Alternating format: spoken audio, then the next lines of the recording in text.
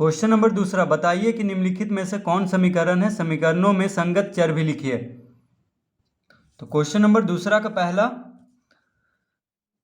है 6p से बड़ा है 8। देखिए 6p क्या है, छोटा है 8 से, यानी बड़ा का चिन्ह 8 की तरफ है।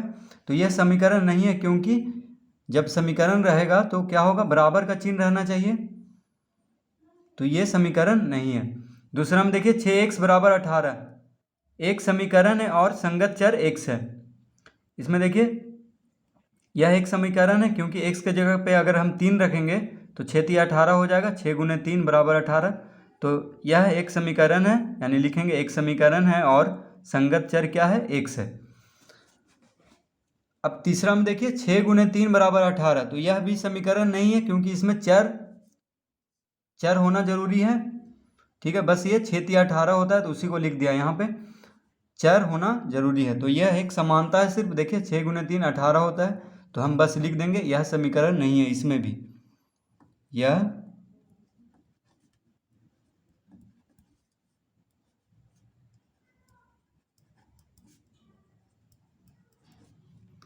समीकरण नहीं है। अब इसमें देखिए 4 में 4 गुने 8 प्लस 7 बराबर x। अब इसमें देखिए गुना करेंगे 8 चौक 32, 32 7 39, यानी x बराबर कितना आ जाएगा, 39। यानी यह एक समीकरण है, क्योंकि चर भी है, तो चर भी है और देखिए बराबर का चिन्ह भी है, तो हम लिखेंगे एक समीकरण है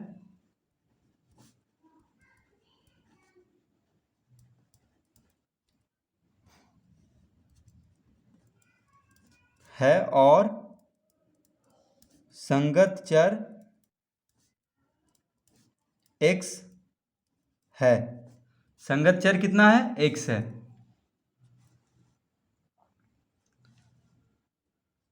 5 देखिए, 5 में है 5m बराबर 65, 5m बराबर 65। तो 5 में भी बराबर का तो चिन्ह है और चर भी है, m x रहे a b c d में कोई भी रहे तो वो चर ही होगा, संगत चर ही होगा। m रहे, x रहे, n रहे, a रहे, b रहे, कुछ रहे, बस बराबर का चिन्ह होना चाहिए और चर होना चाहिए। तो ये एक समीकरण है, तो हम लिखेंगे एक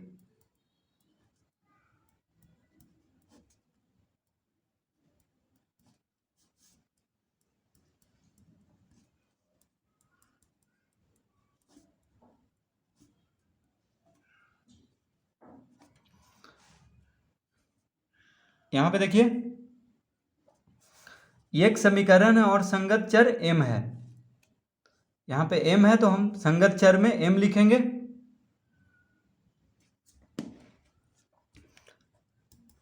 6 14/7 बराबर 2, तो ये तो इसी जैसा है, यानी यह समीकरण नहीं है, तो बस यहाँ पे लिख देंगे हम यह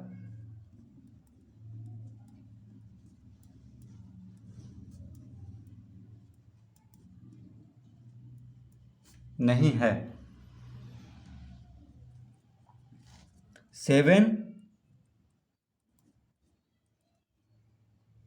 21 + 3 गुना 2 बराबर कितना है, 48। तो इसमें भी देखिए कोई चर नहीं है, कोई संगत चर नहीं है, x A B C D कुछ भी नहीं है, x y z कुछ भी नहीं है, तो इसमें भी लिखेंगे यह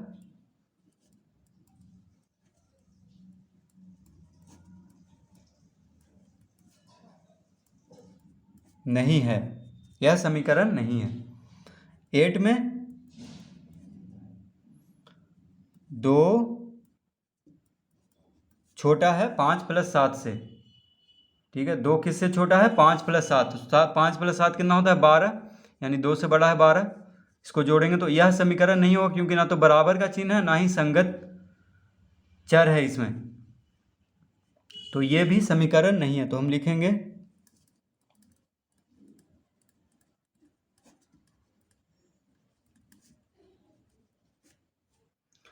तो इस तरह से क्वेश्चन नंबर दूसरा का पहला से लेकर 8वां तक हल कर लेंगे।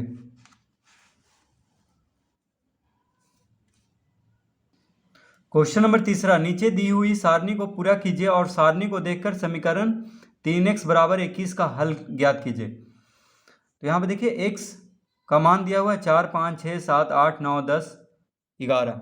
3x नीचे दिया हुआ है, यानी x का मान देखिए यहाँ पे दिया हुआ है x और यहाँ पे 3x है, तो x का मान है 4, 5, 6, 7, 8, 9, 10, 11, यहाँ पे 3x। तो अगर x के जगह पे हम 4 रखेंगे तो देखिए यहाँ पे गुना में है 3x, तो 3 गुने 4 कितना हो जाएगा, तो हम यहाँ पे कितना भरेंगे 12। देखिए 3 गुने 4, x के जगह पे 4, 3 गुने 4 12 हुआ। अब 3x के जगह पे 5 रखेंगे, यानी 3 गुने 5 बराबर 15। 6 रखेंगे x के जगह पे, तो 6 तिया 18, 7 तिया 21, यानी x के जगह पे हम ये सब मान रखते जाएंगे। तो देखिए 8 अगर रखेंगे तो 8 तिया 24, 9 तिया 27, 10 तिया 30, 11 तिया 33। तो इस तरह से हम इसको भर देंगे। आप लोग इसे कॉपी में बनाइएगा। अब यहाँ पे पूछ रहा है कि समीकरण 3x बराबर 21 का हल ज्ञात कीजिए। तो 3x बराबर 21, यानी 21 आ रहा है, तो देखिए 21 यहाँ पे आ रहा है, तो 3x बराबर 21 कब आया, जब x का मान 7 था, 7 होगा तब आएगा। ठीक है, तो x बराबर कितना आंसर हो जाएगा 7। 3x बराबर 21 में x का मान हो जाएगा 7, तो हम लिखेंगे 3x बराबर 21, तो x बराबर कितना हो जाएगा 21/3। देखिए सारणी देकर के भी आप लिख सकते हैं, इस तरह भी हल कर सकते हैं। तो x बराबर कितना आ गया 7। देखिए 3 से 21 में भाग देंगे, क्योंकि यहाँ पे गुना में है तो भागा में आ जाएगा। बाएं से दाएं तरफ 3, देखिए बाएं तरफ गुना में है तो इधर आके भागा में हो जाएगा, यानी x बराबर 7। तो सारणी में भी देखिए 7 जहाँ पे है, तो 3x बराबर कितना आया है 21। तो सारणी देख कर ही बताना है, हम इस तरह भी आपको बता दिए, तो किसी भी तरह आप लिख सकते हैं इसका आंसर x बराबर कितना 7। क्वेश्चन नंबर 4 हल कीजिए। तो पहला है m/7 बराबर 9, यहाँ पे हल करना है। तो देखिए m का मान यानी दायां तरफ 9 है तो बायां तरफ भी 9 ला देना है, तो वही हल हो जाएगा इसका, यानी m का मान बस निकाल देना है। क्योंकि ये समीकरण है तो समीकरण में बायां दायां तरफ दोनों का मान एक जैसा होना चाहिए। तो m का मान निकालना है, तो हम लिखेंगे m बराबर 9 गुने 7 हो जाएगा, यानी कितना हो गया 63। देखिए 7 भागा में है बायां तरफ, तो दायां तरफ गुना में हो जाएगा, यानी 9 7 63। अब यहाँ पे 2z बराबर 34, तो z बराबर कितना हो जाएगा, z बराबर हो जाएगा 34/2। 2 यहाँ पे गुना में है बायां तरफ, तो दायां तरफ भागा में हो जाएगा, तो 34/2 कितना हो गया, 2 से भागा देंगे 34 को, तो z बराबर कितना आ गया 17।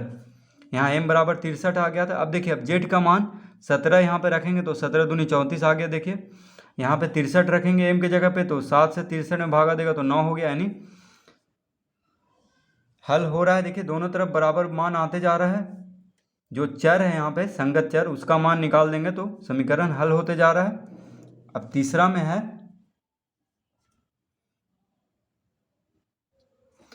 तीसरा x + 15 बराबर 71। तो x बराबर कितना हो जाएगा, तो x बराबर हो जाएगा 71 - 15। देखिए 15 प्लस में है बायां तरफ, तो दायां तरफ माइनस में हो जाएगा, यानी घटाएंगे तो कितना आ जाएगा, 11 में से 5 गया 6, 6 में से 1 गया 5, यानी 56 हो जाएगा इसका आंसर x बराबर। अब यहाँ पे 4 में देखिए 22 - 12 बराबर 11, तो 22 बराबर कितना हो जाएगा, 22 बराबर 11 + 12 - 12 + 12 हो जाएगा, यानी 12 10 22 1 23। इसका आंसर कितना हो गया 23। अब 5 में देखिए 22 बराबर 23 आ गया, यहाँ पे x बराबर कितना आया था 56। 4x - 1 बराबर 15। तो देखिए 4x बराबर पहले हम निकालेंगे 15 + 1, ठीक है। अब देखिए x बराबर हम निकाल देंगे 15 1 कितना हुआ 16, और 4 गुना में है तो इधर भागम हो जाएगा, यानी x बराबर कितना आ गया 4। 4 चौक 16 होता है, भागा देंगे तो x बराबर कितना आ गया 4।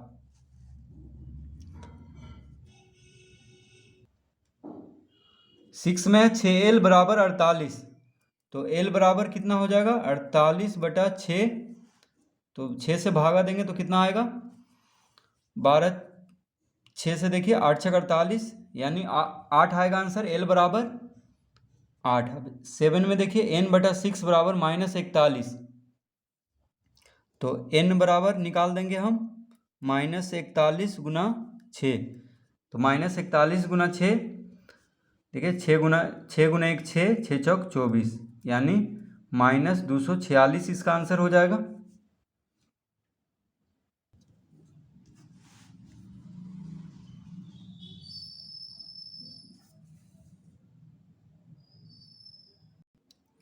एट में है 2p + 3 = 13। तो पहले 2p बराबर निकाल लेंगे 13 - 3, तो कितना आ गया। अब p बराबर निकाल लेंगे, तो 13 में से 3 गया तो 10, और 2 गुना में है तो इधर भागा में हो जाएगा, यानी p बराबर कितना आ गया, 2 × 5 = 10, 2 से भागा देंगे तो p बराबर कितना आ गया, 5। क्वेश्चन नंबर 5, निम्नलिखित समीकरणों को प्रयत्न और भूल विधि से हल कीजिए। तो क्वेश्चन नंबर 5 का पहला देखिए, x + 11 बराबर कितना है, 12। तो यहाँ पे कह रहा है क्वेश्चन में, निम्नलिखित समीकरणों को प्रयत्न और भूल विधि से हल कीजिए। यानी प्रयत्न और भूल विधि मतलब हुआ कि यहाँ पे अंक रख के देखेंगे कि दायां तरफ जितना है उतना ही बायां तरफ होता है कि नहीं। तो देखिए यहाँ पे है 12, तो यहाँ पे क्या रखें कि यहाँ पे भी 12 आ जाए। तो कितना रखना होगा, देखिए यहाँ पे 12 है तो x बराबर 1 रखेंगे, तभी 11 में से 1 जोड़ेंगे तो 12 आएगा, यानी x बराबर कितना हो गया, 1। अगर देखिए यहाँ पे 0 रखेंगे तो 11 + 0 11 ही होगा। समीकरण में बायां दायां तरफ को बराबर करना पड़ता है, तो यहाँ पे जितना 12 है तो इधर भी हमको 12 करना पड़ेगा बायां तरफ। तो x बराबर हम कितना रखें, बस मन में सोचेंगे कि क्या रखें और यहाँ पे आंसर लिख देंगे। तो लिखेंगे x बराबर कितना होगा, 1, बस सोचना है और लिख देना है। अब देखिए क्वेश्चन नंबर दूसरा, तो 7 - 22, यहाँ पे क्या है, 22 है, बराबर 4, यानी 22 की जगह पे क्या रखा जाए कि कितना आ जाए, 7 में से घट जाए तो 4 आ जाए। ठीक है, तो 22 की जगह पे हम क्या रखेंगे, देखिए 1 रखेंगे तो 7 में से 1 गया तो कितना आएगा, 6, 2 रखेंगे तो 5, 3 रखेंगे तो 4, यानी 22 बराबर कितना हो जाएगा, 3। इसका आंसर हो जाएगा 22 बराबर 3। अब तीसरा देखिए, 3z बराबर 12, यहाँ पे 3z यानी गुना में है, 3 गुना z है, तो यहाँ पे 12 लाना है। तो 1 रखेंगे तो 3 गुना 1 3 होगा, 2 रखेंगे तो 3 दूना 6, 3 तिहाई 9, 3 रखने पे 4 रखेंगे तो 12 होगा, यानी z बराबर कितना आ जाएगा, z बराबर कितना होना चाहिए, 4, तभी 4 तिया 12 होगा। तो z बराबर 4 इसका आंसर आएगा। अब देखिए 3t बराबर 15, यानी यहाँ पे 15 है तो 15 इधर भी लाना है, तो t गुना में है, तो 1 रखेंगे तो 3 गुना 1 3, 2 रखेंगे तो 6, 3 तिहाई 9, 3 चौक 12, 3 5 15, यानी 5 रखना पड़ेगा t के जगह पे। तो t बराबर हो जाएगा यहाँ पे 5, t बराबर 5। अब यहाँ पे 20 है तो 60 में से क्या घटाया जाए कि 20 आए। तो देखिए अगर हम 10 घटाएंगे तो कितना आएगा, 50, 20 घटाएंगे तो 10 घटाएंगे तो 50, 20 घटाएंगे तो 30, देखिए 20 घटाएंगे तो 40 आएगा, माफ़ कीजिए 30 घटाएंगे तो 30 आएगा, 40 घटाएंगे तो 20, यानी x बराबर कितना आ जाना चाहिए यहाँ पे 40। x बराबर कितना होना चाहिए यहाँ पे 40, तो हम लिख देंगे x बराबर 40। बस यहाँ पे प्रयत्न और भूल, यानी अपने मन से रखना है, प्रयत्न करना और फिर भूल विधि से इसको हल करना है। तो अब देखिए 90 - x बराबर कितना है, 90। तो 90 में से क्या घटाया जाए कि 90 आए, तो 90 में से 0 घटाएंगे तो 90 आएगा। देखिए 90 - 0, यानी x बराबर कितना हो जाएगा यहाँ पे 0। 9x बराबर 0 है, यहाँ पे 9x बराबर कितना है 0। तो देखिए 9 में से क्या गुना किया जाए कि 0 आ जाए, तो यहाँ पे क्या होना चाहिए, x बराबर 0 होगा, क्योंकि 9 गुना 0 ही 0 आएगा। ठीक है, अब 8 में देखिए 22 + 8 बराबर 11, यानी दाएं तरफ 11 है, तो यहाँ पे क्या रखा जाए कि 11 जाए। तो 1 रखेंगे तो देखिए 8 1 9 आएगा, जुट यहाँ पे प्लस का चिन्ह है यानी जुटेगा। 2 रखेंगे तो 10, 3 रखेंगे तो 11, यानी 22 बराबर कितना आना चाहिए, कितना होना चाहिए 3, इसका आंसर। अब यहाँ पे देखिए x + 72 बराबर 78, यानी 78 लाना है तो x यहाँ पे जोड़ का चिन्ह है, तो 72 में क्या जोड़ा जाए कि 78 आ जाएगा। देखिए 1 जोड़ेंगे तो 73, 2 जोड़ेंगे तो 74, 3 जोड़ेंगे तो 75, 4 जोड़ेंगे तो 76, 5 जोड़ेंगे तो 77, 6 जोड़ेंगे तो 78। तो x बराबर कितना आ गया 6। तो क्वेश्चन नंबर 5 हम इस तरह से हल कर लेंगे। क्वेश्चन नंबर 6, एक समबाहु त्रिभुज की परिमिति 27 सेंटीमीटर है, त्रिभुज की प्रत्येक भुजा की लंबाई निकालिए। क्वेश्चन नंबर 6 में हम लिखेंगे माना कि समबाहु त्रिभुज की प्रत्येक भुजा की लंबाई है x सेंटीमीटर। ठीक है, देखिए क्वेश्चन में कह रहा है एक समबाहु त्रिभुज की परिमिति कितना दिया हुआ है 27 सेंटीमीटर, त्रिभुज की प्रत्येक भुजा की लंबाई निकालिए। तो देखिए हम मान लेंगे पहले कि माना कि समबाहु त्रिभुज की प्रत्येक भुजा की लंबाई कितना है 1 सेंटीमीटर। ठीक है, अब लिखेंगे यहाँ पे प्रश्न से क्या दिया हुआ है। देखिए प्रश्न से दिया हुआ है समबाहु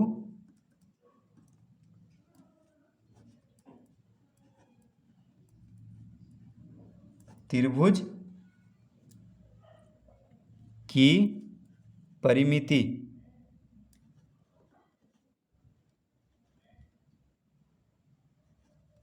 कितना दिया हुआ है बराबर 27 सेंटीमीटर। देखिए समबाहु त्रिभुज की परिमिति कितना दिया हुआ है 27 सेंटीमीटर। अब हम जानते हैं कि समबाहु त्रिभुज में तीनों भुजा क्या होता है बराबर होता है। ये तो हमें पता है कि समबाहु त्रिभुज का तीनों भुजा क्या होता है बराबर। तो देखिए जब एक भुजा x है तो त्रिभुज में 3 भुजा होता है और समबाहु त्रिभुज में तीनों भुजा बराबर होता है। तो देखिए 1 सेंटीमीटर है, यानी मान लिए हैं कि एक भुजा 1 सेंटीमीटर है, तो 3 भुजा होता है, यानी देखिए x है प्रत्येक भुजा। तो देखिए समबाहु त्रिभुज की परिमिति क्या हो जाएगा 3x।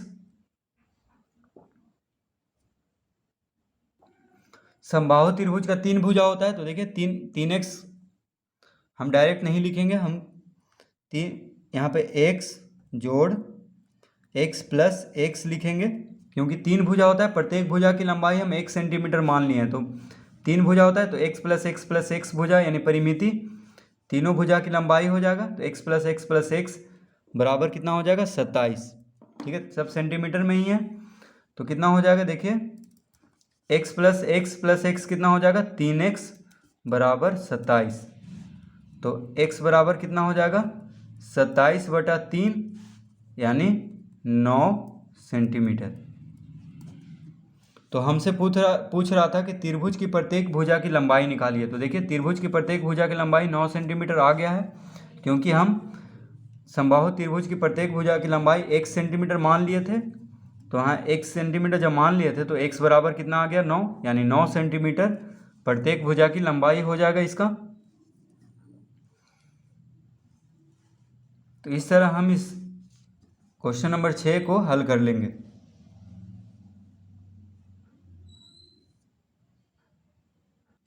क्वेश्चन नंबर 7, मैं एक संख्या हूं, मुझसे 20 घटाने पर मैं एक दर्जन के बराबर हूं, मैं कौन सी संख्या हूं। तो क्वेश्चन नंबर 7 में देखिए क्या कह रहा है कि मैं एक संख्या हूं, मुझसे 20 घटाने पर मैं एक दर्जन के बराबर हूं। तो लिखेंगे माना कि संख्या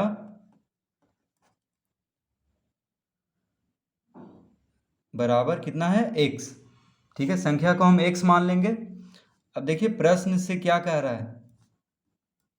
तो प्रश्न से कह रहा है कि मैं एक संख्या हूं, मुझसे 20 घटाने पर, यानी मुझसे यानी जो संख्या उससे 20 घटाने पर, तो x माइनस 20 मैं एक दर्जन के बराबर हूँ। दर्जन में कितना होता है 12। ये हम लोग को पता है कि दर्जन में कितना होता है 12 होता है, एक दर्जन में 12 पीस। तो x बराबर यहाँ पे कितना आ जाएगा देखिए, यानी संख्या बराबर कितना हो जाएगा 12 प्लस 20, माइनस 20 है इधर बाएं तरफ, तो दाएं तरफ प्लस 20 हो जाएगा। तो x बराबर कितना हो गया 32, यानी संख्या कितना हो गया, पूछ रहा है मैं कौन सी संख्या हूँ, तो यानी 32 है, क्योंकि 32 में से अगर 20 घटाएंगे तो एक दर्जन के बराबर हो जाएगा। देखिए अगर यहाँ पे x के जगह पे 32 रखेंगे तो 32 में से 20 घट रहा है तो दर्जन यानी 12 के बराबर हो रहा है, तो यानी x बराबर इसका 32 आंसर हो जाएगा।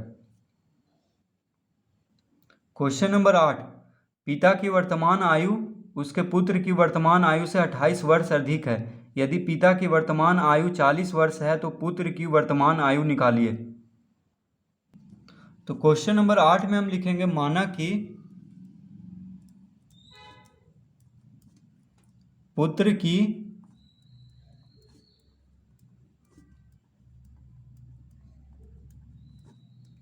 वर्तमान आयु बराबर x वर्ष। पुत्र की वर्तमान आयु कितना है, x वर्ष है। हम मान लेंगे, माना कि पुत्र की वर्तमान आयु x वर्ष है। क्यों मानेंगे, क्योंकि कह रहा है पिता की वर्तमान आयु उसके पुत्र की वर्तमान आयु से 28 वर्ष अधिक है। अब देखिए पिता की वर्तमान आयु कितना हो जाएगी, तो लिखेंगे पिता की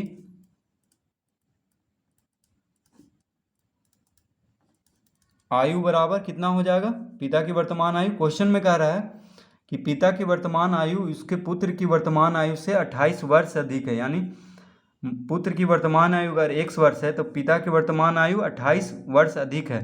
यानी जोड़ देंगे x प्लस 28 वर्ष कितना हो गया, देखिए दो x प्लस 28 वर्ष पिता की वर्तमान आयु आ गया, क्योंकि पुत्र की वर्तमान आयु है x और पिता जो है 28 साल बड़ा है, तो x प्लस 28 वर्ष हो गया पिता की वर्तमान आयु। यदि पिता की वर्तमान आयु 40 वर्ष है तो पुत्र की वर्तमान आयु निकालिए। अब कह रहा है कि यदि, तो लिखेंगे प्रश्न से पिता की वर्तमान आयु 40 वर्ष है। अब देखिए पिता की वर्तमान आयु कितना है, 40 वर्ष, तो हम यहाँ पे 40 लिखेंगे बराबर। अब पिता की वर्तमान आयु हम यहाँ पे x के रूप में मान चुके हैं, x प्लस 28, तो यहाँ पे देखिए x प्लस 28 बराबर 40 कर देंगे, क्योंकि आयु दिया हुआ है वर्तमान आयु, और वर्तमान आयु हम समीकरण के रूप में यहाँ पे निकाल चुके हैं x मान करके, तो दोनों को बराबर कर देंगे क्योंकि वर्तमान आयु दोनों है।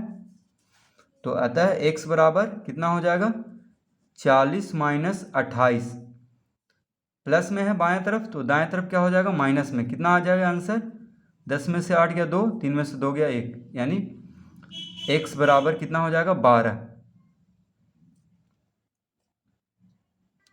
तो वर्ष में है तो देखिए हम वर्ष लिख देंगे, यानी x हम किसको माने थे, देखिए पुत्र की वर्तमान आयु को हम x वर्ष माने थे, तो x बराबर निकल गया है 12 वर्ष, यानी पुत्र की वर्तमान आयु देखिए आंसर आ गया है 12 वर्ष।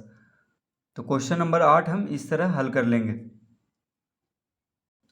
क्वेश्चन नंबर 9, एक संख्या को 14 से भाग देने पर भागफल 5 प्राप्त होता है, संख्या को निकालिए। तो क्वेश्चन नंबर 9 में हम लिखेंगे माना कि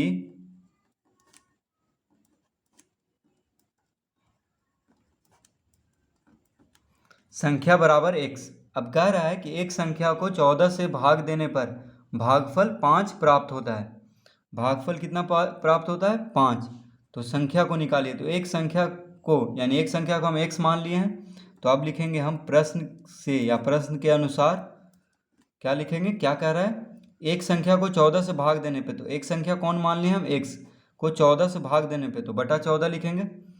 भागफल कितना प्राप्त होता है, 5, तो यानी x बटा 14 बराबर 5। देखिए समीकरण निकल चुका है। अब हम x बराबर निकाल देंगे, तो 5 गुने 14 हो जाएगा, 14 भागा में है तो दाएं तरफ गुना में हो जाएगा, यानी 14 पचे कितना आ गया, 70। यानी संख्या पूछ रहा है कि संख्या को निकालिए, तो संख्या को हम x माने थे जो कि आ गया है x बराबर 70। तो क्वेश्चन नंबर 9 भी हम इस तरह से हल कर लेंगे। तो देखिए प्रश्नमाला 9C खत्म हो चुका है। अब इसके आगे हम शुरू करेंगे चैप्टर 10 आधारभूत ज्यामितीय संकल्पनाएं।